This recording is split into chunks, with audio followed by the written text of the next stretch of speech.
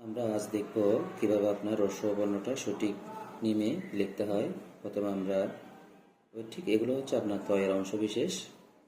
আপনার আমরা যেমন ধরেন ত অংশটা লিখলো যেভাবে আমরা এই অংশের সাথে যুক্ত হয় না, এখানেও ঠিক একইভাবে অংশটা যুক্ত হবে না।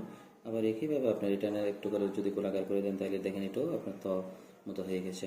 এখন দেখেন, তার মানে আমরা জানি এই ত বর্ণ থেকে যেহেতু 21টি বর্ণ হয়, আপনার এগুলো একটু পরিবর্তন এবং পরিবর্তনের মধ্য দিয়ে আপনার বর্ণগুলো হয়ে থাকে।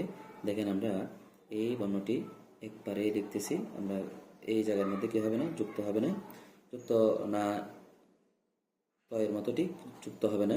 আমরা এখানের মধ্যে যে উপর অংশটা রয়েছে, এই অংশটা রয়েছে, সেটা আমাদের বর্ণটাকে আগে দুই ভাগে ভাগ করতে হবে। দুই ভাগে ভাগ করার পর উপরে যে অংশটা আছে, একটা অংশ উপরের দিকে নিয়ে যেতে হবে। উপরে যে অংশটা রয়েছে টেকি অংশ, সেটি আমরা কি করব, বর্ণের শুরু এবং বর্ণের শেষ, বর্ণের শুরু বর্ণের শেষ আমরা টেকি অংশটা কি করতে হবে, যুক্ত করতে হবে।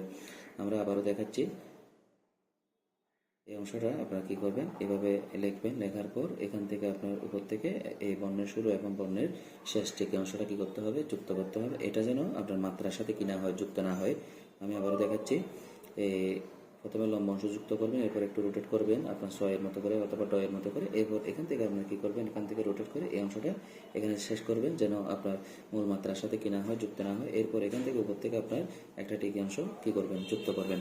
তাহলে আমরা এটা পরবর্তী ভিডিওর মধ্যে আমরা দেখাবো এই অংশটা আদৌ এটা গোলাকার করে কতটুকু আসবে এবং এখান থেকে রোটেট করে কোথায় শেষ করতে হবে, আমরা পরবর্তী ভিডিওর মধ্যে আমরা দেখাবো ইনশাআল্লাহ। আপনারা এভাবে আপনাদের ছেলে সন্তানদেরকে, আপনাদের শিক্ষার্থীদেরকে কি করান, প্র্যাকটিস করান।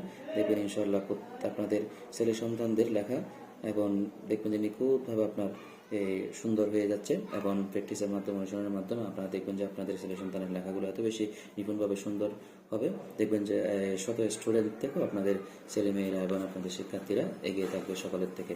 ধন্যবাদ। আসসালামু আলাইকুম।